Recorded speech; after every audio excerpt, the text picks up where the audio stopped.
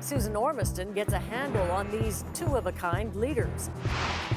Plus, tourist dollars drive a gang war in Mexico. The authorities are the latest target.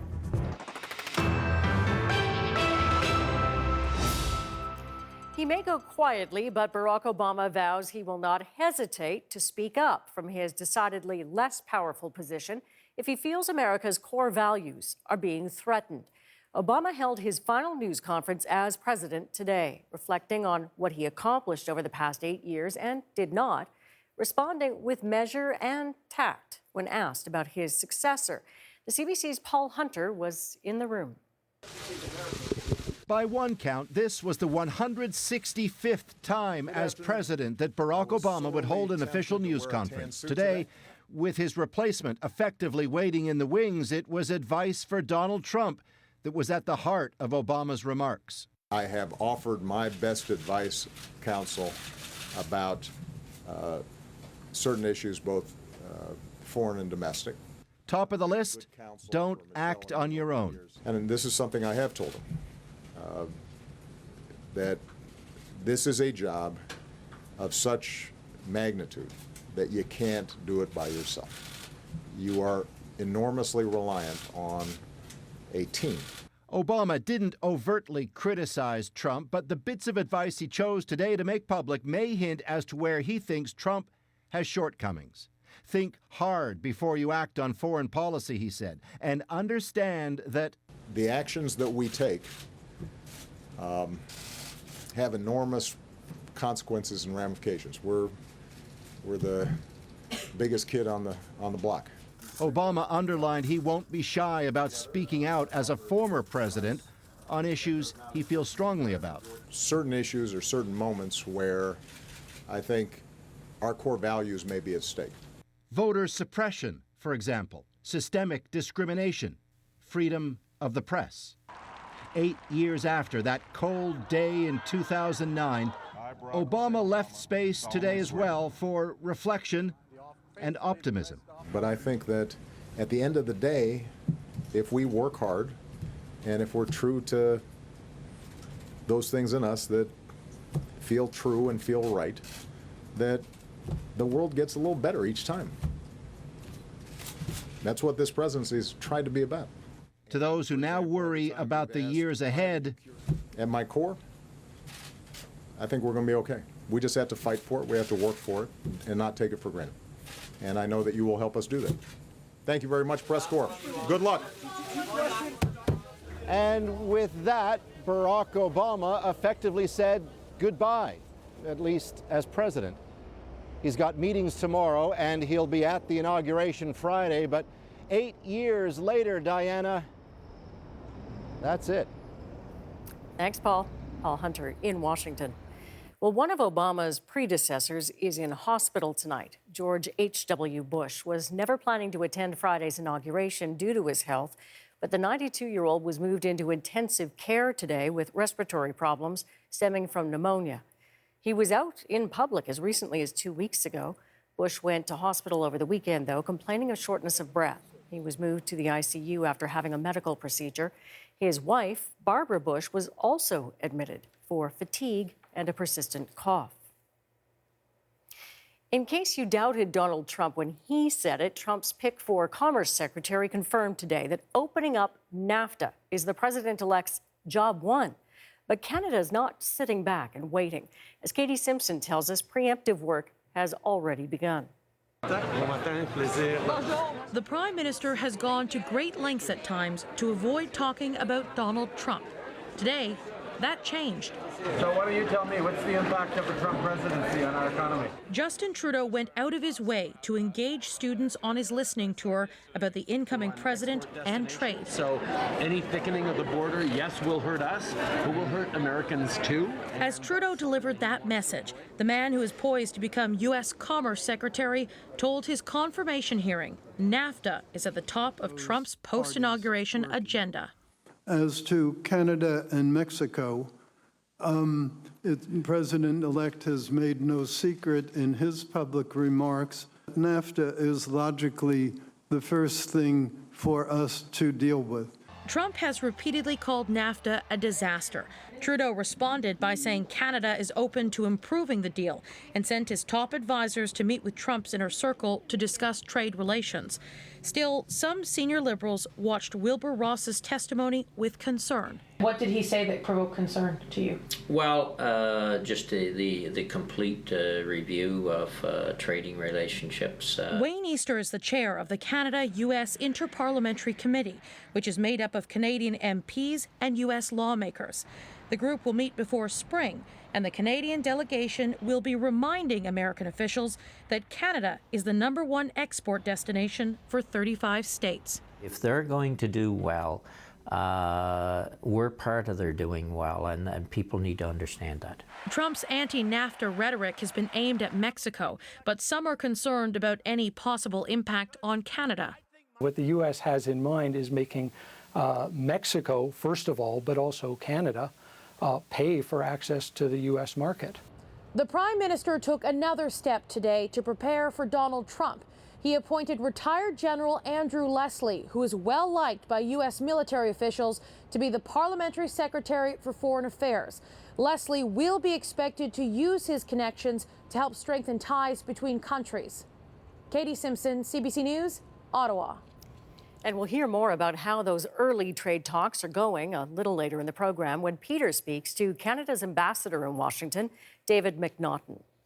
Of course, there's a third notch in NAFTA, Mexico. Even before Trump was elected, its economy was struggling. Now it's facing more uncertainty with its biggest trade partner. But as Kim Brunhuber explains, Trump is just one factor in Mexico's economic equation. Of course, painting a donkey to look like a zebra may seem silly, admits Abraham Moreno, but the zonky is an old Tijuana tradition. It wouldn't look quite so depressing if there were tourists lining up to take pictures with her. But since the U.S. election, Moreno says fewer Americans are visiting, the economy's slowing, costs are going up. Trump doesn't want jobs to come here, he says. People are going to be unemployed. The signs of economic decline are in the streets. Protests and looting erupted when the Mexican government raised fuel prices to stabilize the peso. It's been in long decline and has fallen another 15% since Donald Trump was elected. But in a border city like Tijuana, certain segments of the economy have actually profited from the low peso. Open space. If you're in real estate like Genaro Valladolid, business is booming. Many Mexicans who live in the U.S. are moving back home with their American money. So the exchange rate definitely is a factor. Sure, things are already starting to cost a little more, but young entrepreneurs like Valeria Santana, who closely follow U.S. news, have faith. She's heard even Republican lawmakers admit that a stable Mexico is in America's best interest. We are like brothers, she says. We are family. Mexico and Trump's America, brothers? Come on, Moreno says. In his mind, that idea is as fantastical, as unreal as a zonky. Kim Brunhuber, CBC News, Tijuana. Not only does Donald Trump oppose NAFTA, the world is trying to gauge the level of his contempt for the Iran nuclear deal. On that issue, nowhere are they watching more closely than in Iran and figuring out the man who will be president. The CBC's Nala Ayed is in Tehran. Nala? Diana, unsurprisingly, the early sticking point between Iran and Donald Trump is a deal that he does not like. The lifting of sanctions a year ago was supposed to lift Iran into a new era, more modern and prosperous and more open to the world. Not, mind you, to its archenemy, the United States. And as if to underscore the old animosity, a brand new mural celebrates U.S. humiliation and Iran's superior power. And yet, the government finds itself on the same side as the outgoing American president, defending the nuclear deal against the American president-elect, Donald Trump, who says it's the worst deal ever made. Trump's comments, says Hassan Rouhani, are mostly slogans. Nothing will happen after he takes office, because the agreement is not a bilateral one. It's like being asked to turn a shirt back into cotton, he says. Trump in Tehran is the get-rich guru now turned antagonistic president-elect. But it's a challenge to pin down one common view of him. even in a country so practiced at anti-American sentiment. His motivational books, translated into Farsi, invite readers to think like a billionaire.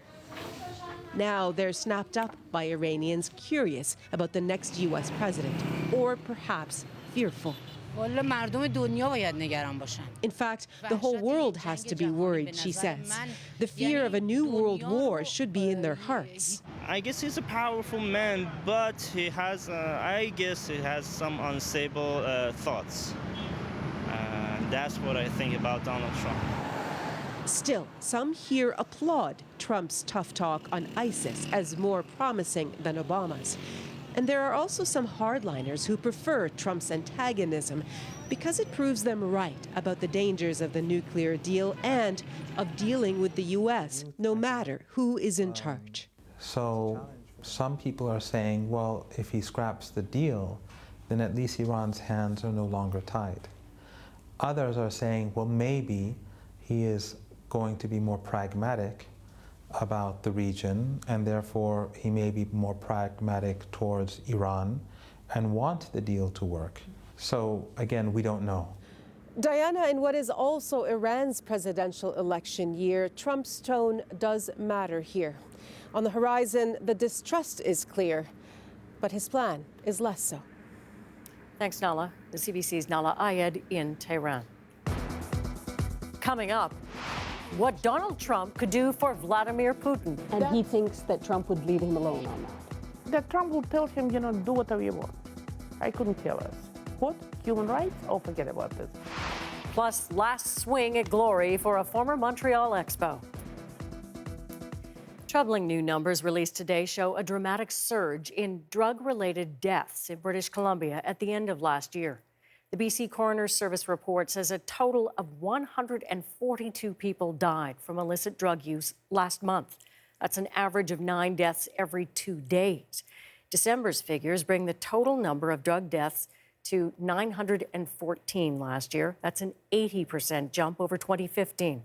The report does not say how many of the deaths involved fentanyl.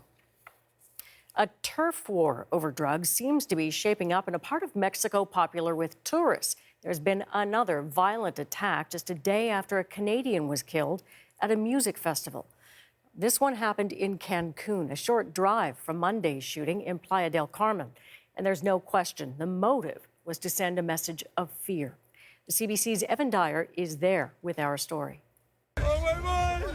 On Monday, 5 people were killed in this Canadian-owned bar in Playa del Carmen, including bouncer Kirk Williams of Hamilton. The state's Attorney General, Miguel Angel Pech, reassured the public the authorities were on the case. But the next day, it was Pech's own office that came under attack.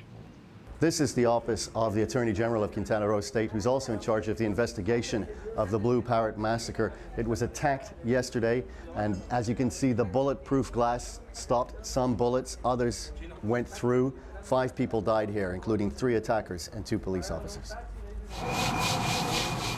We found workers mopping up blood. The Mexican army has been called in, and the state governor says he won't be intimidated by cartel violence. The attacks on the institutions of justice only reveal we're on the right track, he says, and we won't let our guard down. But the governor wasn't the only one sending public messages. At least 7 of these narcomantas have appeared around Cancun and Playa del Carmen, painted bedsheets carrying threats from one cartel to another and warning of more attacks. The signs claim responsibility for Monday's attack, saying this was for not getting in line, BPM Philip. That's referring to Philip Pulitano, the Canadian man who runs the BPM Music Festival. He's now vanished from sight with excellent reasons to fear for his life. Fabiola Trevino is a crime reporter. She says narcomantas are common in Mexico, but new to the Mayan Riviera. It could be to stir up the other gangsters. There's a fight between at least 2 cartels going on, or by a unified group that's trying to push out another cartel. At stake is the lucrative drug market of Playa del Carmen, driven largely by tourist dollars. The Zeta cartel controls most of the state, but has lost ground in Playa to the Gulf cartel. The question now for the many Canadian expats and tourists and the locals who depend on tourism is whether this is just a short-lived spasm of violence or the opening shots in an all-out cartel war of the kind that's affected so many cities in Mexico. Diana. Thanks, Evan. Prime Minister Justin Trudeau was on the defensive again today over this decision in Sherbrooke, Quebec, yesterday. I would really appreciate your comments on this subject. Si vous permettez, je vais répondre en français pour que tout le monde puisse entendre. Merci de votre utilisation de nos deux langues officielles au pays. On est au Québec, donc je vais répondre en français. D'abord, Trudeau was heavily criticized by Quebec Anglophones for speaking only French at the town hall, especially since that question was about English services in the province. Trudeau initially said he was respecting bilingualism, but later suggested he could have considered using both languages. And Kevin O'Leary made it official today. The businessman and reality TV star has entered the Conservative leadership race with a promise to defeat Justin Trudeau and grow the economy. O'Leary made the announcement through a video on his Facebook page. Pride Toronto says it has no plans to reverse its new ban on city police in future Pride events. Members voted last night to endorse demands made last year by Black Lives Matter Toronto. Those demands include removing all Toronto police floats and booths from Pride events. LGBTQ police officers will still be allowed to participate, but independently. A new report on depression and suicide in Canada warns that not enough young people are seeking help, in spite of a growing awareness of mental health issues in this country. And it's not just a reluctance to reach out. Many don't know they have a problem until it's too late. Christine Birac reports. She's so happy, right? And I mean, that's her personality, right? And so you can really see it shining through. Nicole German's daughter Madeline was 14 years old here. The same year, she ended her own life. Part of the challenge with Madeline was that you would never have known. A loving big sister, she always had a smile on her face. There were signs, but was complicated to identify because of the change of going through puberty and teen years. The most recent StatsCan survey shows most young people with mental health problems aren't recognizing the symptoms, and they're not asking for help. In 2012, 14% of Canadians aged 15 to 24 reported having suicidal thoughts at some point in their life. 3.5% reported attempting suicide. That's 150,000 young people. And the vast majority never spoke with a mental health professional. Experts say it's heartbreaking. Our youth are amazing. You know, the young people that I see, we need to do better by them. When it comes to suicide and depression, experts say without any help, it can be tough for a young person to understand why they are struggling to cope, while others aren't. Depression is treatable, major mental illness is treatable, and it's important for us to provide those treatment resources to young people so that they can recover. Symptoms of depression include feeling sad or having trouble sleeping for 2 straight weeks or more. When German learned Madeline was dealing with depression, she says it wasn't easy to get help either. It actually compounds, I think, by not getting help up front. She hopes her daughter's story can help people understand there's no harm in talking about mental health, but great harm can come from not talking about it. Christine Birac, CBC News, Toronto.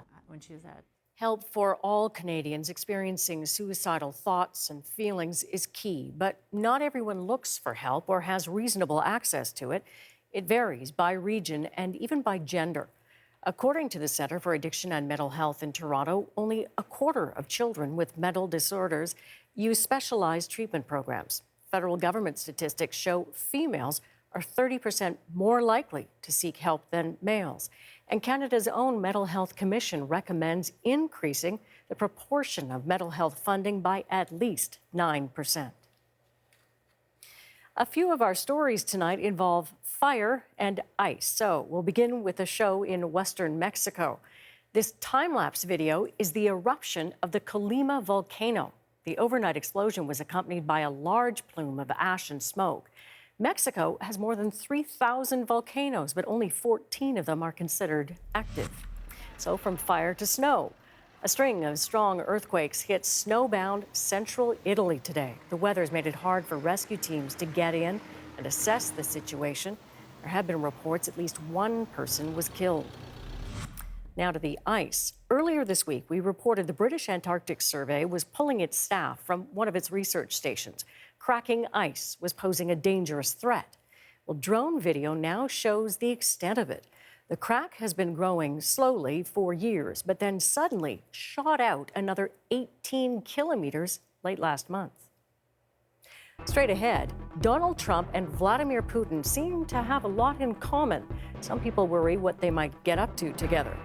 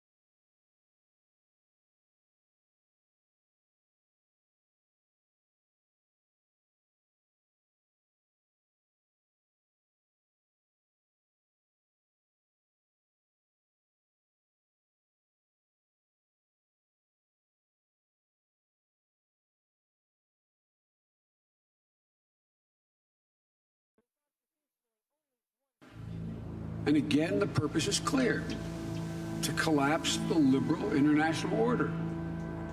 Simply put, Mr. Putin has a different vision of the future.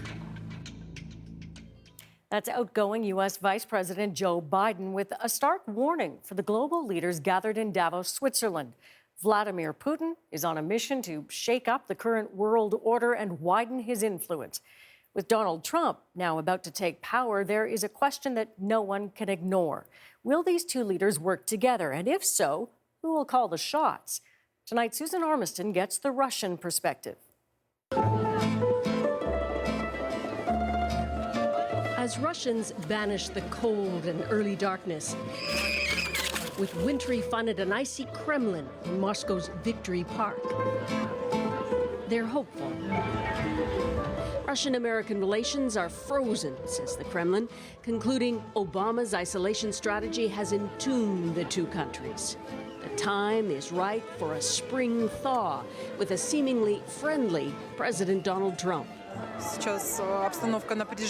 sure, the situation right now is tense, but we hope something will change and we will have warmer relations.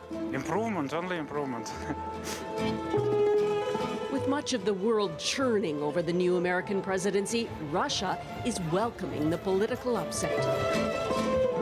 Dmitry Drobnitsky, a conservative political journalist, says many Russians are attracted to the Trump brand. They see him as a fresh breath.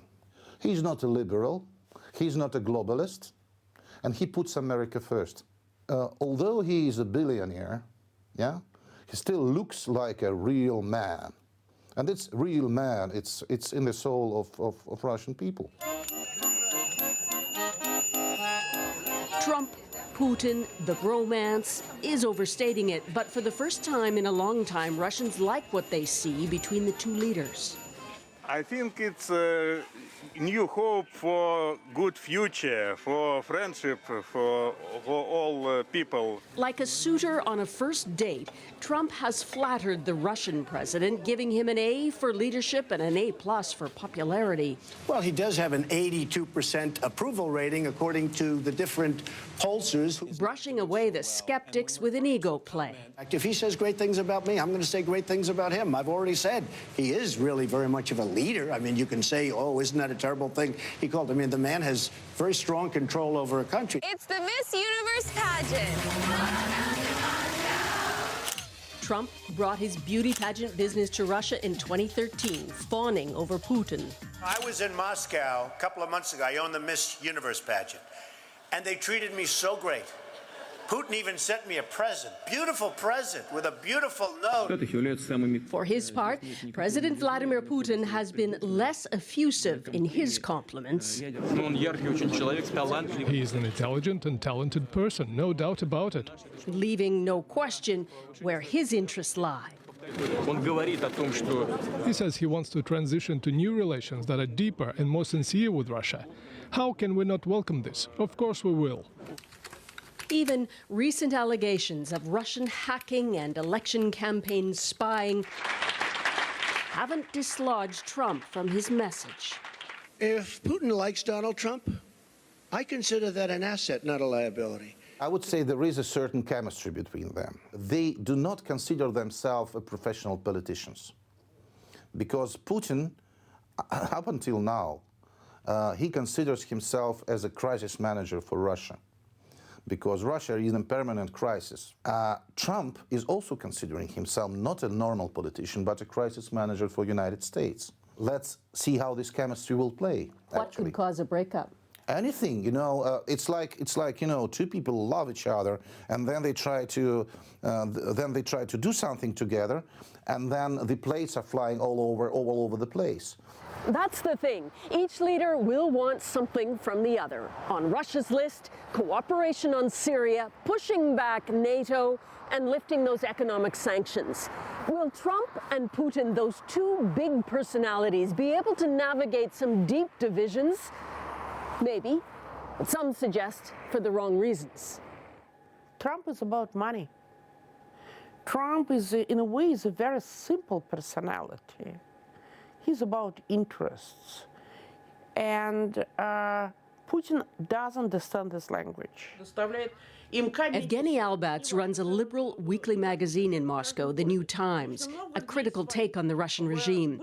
Trump's unwavering support for the Russian president strikes her as suspicious and potentially dangerous.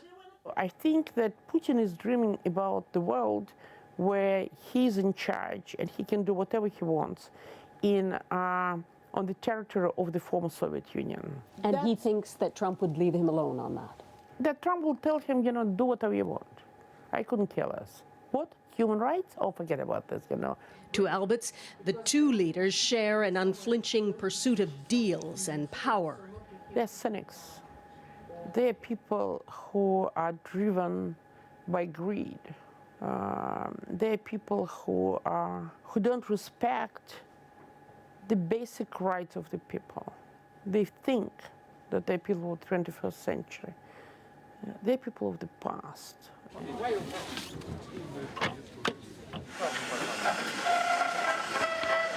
Russians' historical suspicion and mistrust of the U.S., going back to communist times, has degenerated, reaching a low point with the annexation of Crimea in 2014 and the punishing Western sanctions which followed.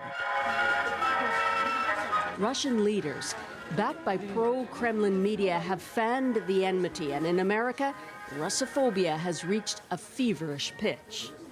4 or 3 months ago, the masters made these matryoshkas about Trump, like this, political. There Trump is now, settled in for sale, next to Stalin and Lenin with Putin down the row. Obama? Previous presidents, from Obama to George W. Bush, have each tried to reset American-Russian relations. Each failed. You know, the track record isn't great.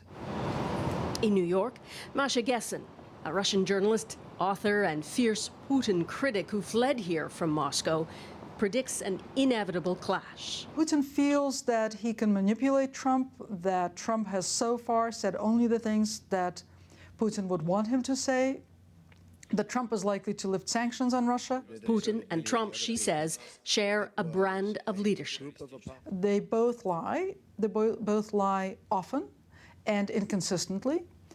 And they lie not in order to deceive so much as to assert their power over reality. Both of them are saying, in effect, I'm president of the country and king of reality. And it's a basic bully tactic. It's a sort of, you know, I'm going to say whatever the hell I please, and what are you going to do about it? Sergei Karaganov, a dean of Russian foreign policy, has advised President Putin. Mr. Trump has a much more powerful country behind him. Mr. Putin has been much more clever, or Russians have been much more clever than Americans. So power vis-a-vis smartness. So we'll see. But it's better to be smart together and powerful together. But he's cautious. With Trump under attack in the U.S., he could prove an unsteady partner. Do you think, given that there will be any real change in the relationship between? There could be, but I'm afraid that with this hatred of this elite which has lost, Mr. Trump could be killed, or he would be bleeded white by all kind of investigations or and accusation. His act would be hindered. So, I mean, he could not probably be a reliable partner. This week, for the record, Putin was cautious about his relationship to Trump. I have never met him. I have no idea what he'll do on the international stage. I have no reason to attack or criticize him or protect him. The night of the U.S. election, Dmitry Drobnitsky and friends in Moscow were glued to the results. Stunned by the victory of a man he thought couldn't win. We are the champions of the world! I don't love Trump, even don't like him, but I love Americans that have elected him. But in the middle of the race, we had to admit that only a hooligan and only a pit bull like Donald Trump can throw this globalist elite down. He has to be a hooligan. So you're saying both Putin and Trump are hooligans? Yeah, sure. Definitely they are bullies. Definitely. And I like that my president is a bully, because you can do nothing about him. As Vlad and Donald begin their political courtship, Russians are watching closely. I think he's going to be erratic. Be aware, he could be undermined. We don't know anything about what to expect. And that's what really, you know, makes this world a very dangerous place now. In this new year, Russia will test Donald Trump. Susan Ormiston, CBC News, Moscow. Have a question for Susan about Trump, Putin, or U.S.-Russia relations? You'll get your chance. She'll be doing a Facebook Live tomorrow from Moscow. Just like the National's Facebook page, and you can join the conversation at facebook.com/thenational. Coming up, what the future holds for Barack Obama and some of his former staff. I think with Trump's election, it sort of inspired me, at least, to just get off my ass and do something. But first, Peter talks with Canada's ambassador to Washington. You'll want to hear his view on threats to cross-border trade. Time now to check the day's business numbers. The TSX lost 43 points. Canadian dollar dropped more than a cent. In New York, the Dow fell 22 points, and the price of oil was down $1.40 a barrel.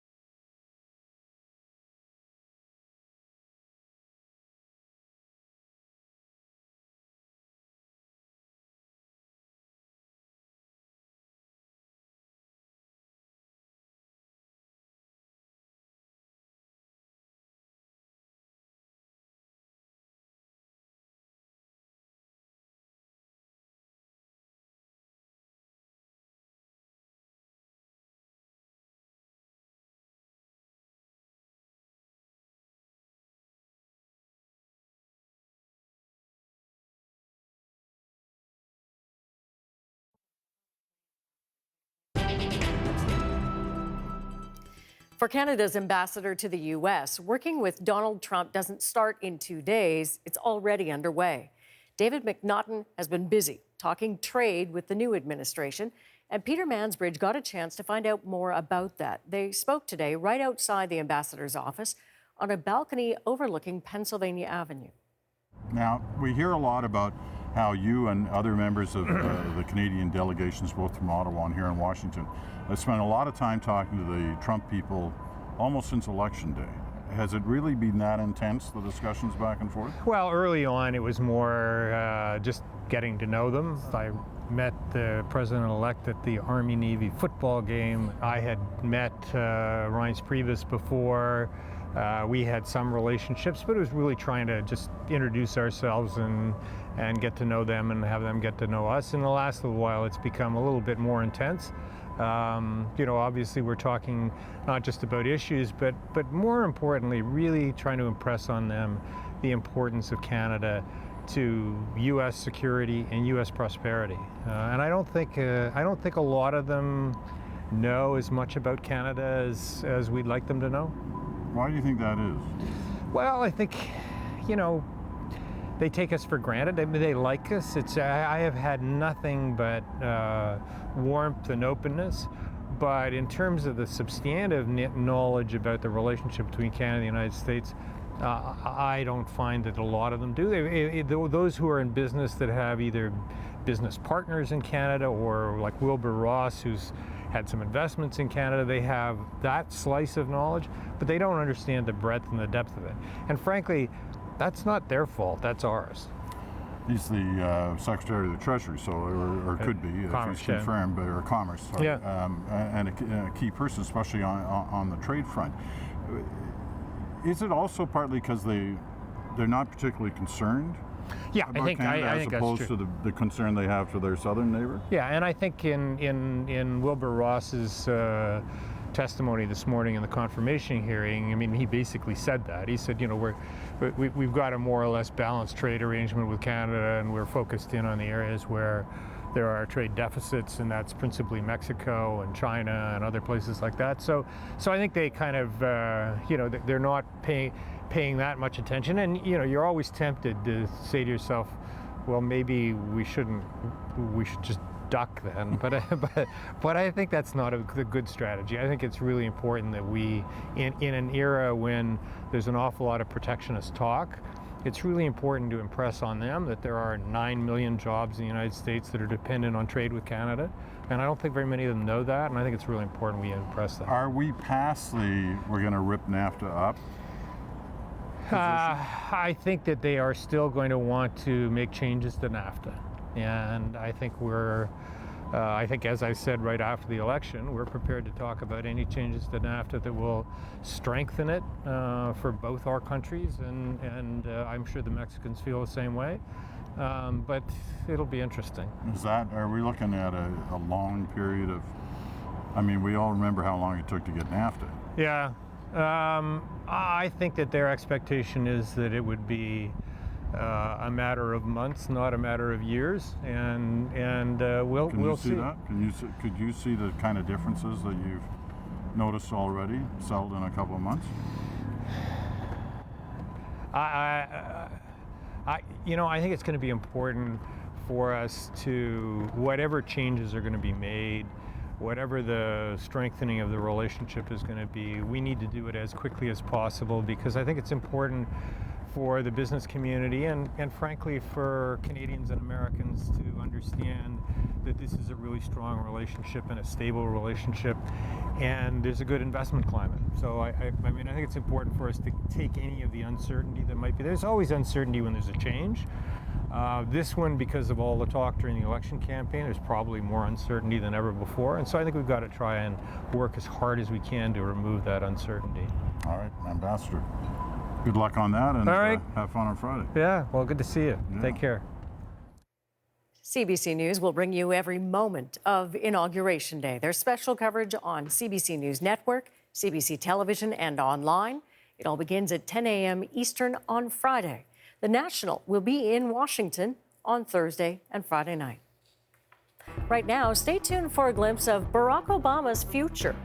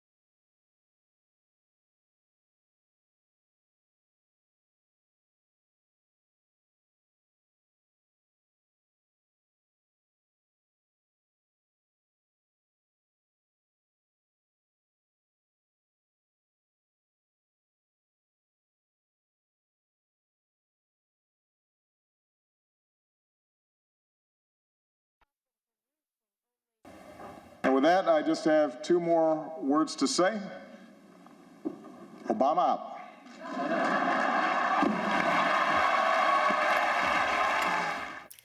For some, it might be hard to imagine the White House without Barack Obama. Just think how difficult it must be for Obama himself. He's just 55 years old. He'll never hold another job. The immediate plan may be just to get some much-needed rest.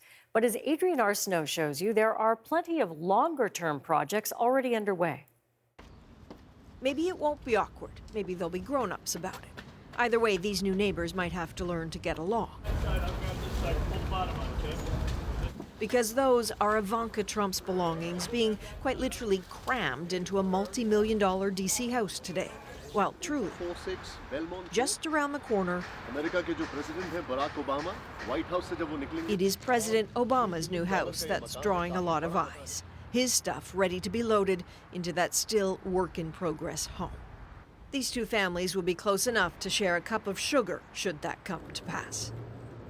Neighbors, as neighbors do, have their opinions. We're fans of the Obamas, but not so excited about Ivanka moving in around the corner. She's literally like right around the corner, so less than a block away. It is a very Obama-esque thing to do to buck tradition. Staying in D.C. does just that. The last president to brave living in the Beltway bubble was Woodrow Wilson in 1921. He lived largely in seclusion, though fantasized about running for a third term. Those parts aren't Obama at all. It's important for me to take some time to process this amazing experience that we've gone through. I want to do some writing. I want to be quiet a little bit. Writing a book is a lucrative plan. Bill Clinton earned $15 million for his memoir, and that was a while ago. Money probably won't be an issue for Obama or his presidential library. Destined for the first time for an urban center, Chicago. They will break ground right here. The bold decision to erect this presidential library in an urban inner-city community is transformational, and we eagerly await the economic, cultural, and educational development that is sure to follow. Chicago's South Side neighborhood, where Obama's activism started, is still waiting for all that hope to produce change. The presidential center is another chance. More than job creation, Obama's aim is to nurture new political talent. Mark Updegrove, who leads Lyndon Johnson's library, says this presidential center will reinvent the concept of them. It won't be the typical presidential library exhibit where you learn just about the individual who was president and his administration and times. Barack Obama's will be more issues focused. And I think, again, the call to action will be to get people involved in causes that are important to this nation and to this world. Add in the archiving of every one of Obama's social media entries, and this center will be massive and massively expensive. Look at this. Reagan spent some $45 million on his library. George H.W. Bush, $80 million. Clinton doubled that. See the pattern here? George W. Bush, $300 million. And Obama may triple it with a potential budget of $1 billion. Shaming Donald Trump is impossible because man has no shame. The political activism Obama wants to encourage nationally has already started with former White House staffers. Two speechwriters and a spokesperson started a show in the last few weeks called Pod Save America. Representative Richard Hudson of North Carolina said Friday, there is a lot of angst in our state over an Obamacare. Get Americans to hold government accountable is the goal. Election night changed things. I think we were all people that had been in politics for a while and then stepped outside of it. There is a little, okay, I've done my part, and now I'm going to kind of like rest a little bit. And I think with Trump's election, it sort of inspired me, at least, to just get off my ass and do something. His old boss would likely approve. Barack Obama is young enough, fired up enough to stay involved, but he says he'll have to choose his moments. And to be clear, he's not planning on running for anything. And before anyone else asks, neither is Michelle Obama. Adrian Arsenault, CBC News, Washington. Up next, the Montreal Expos are long gone, but a star player is definitely not forgotten. I'm Anna Maria Tremonti. Tomorrow on The Current, we hear from John England, an Arctic researcher for 50 years who worries Canadians won't appreciate the beauty of its natural wonder before it disappears. He's on The Current, weekday mornings at 8:30 on CBC Radio 1.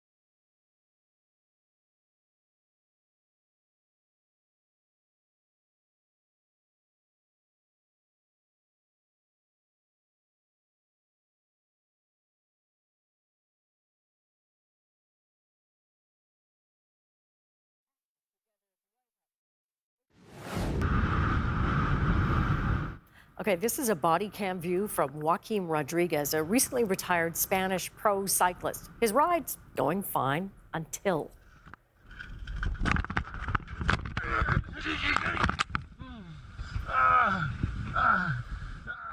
Yeah, his bike locks and he goes over the guardrail, but fortunately no injuries. And a sign of his professionalism or athleticism, he just gets back on his bike and rides off.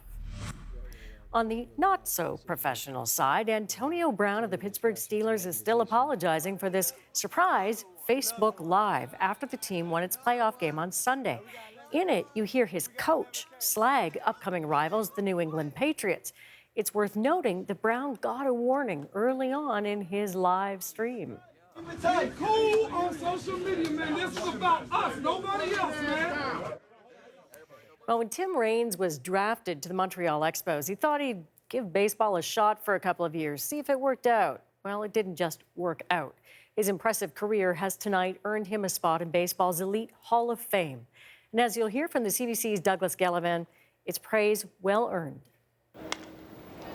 Raines hits it sharply to center field. To many baseball fans, Tim Raines is one of the best leadoff hitters of all time.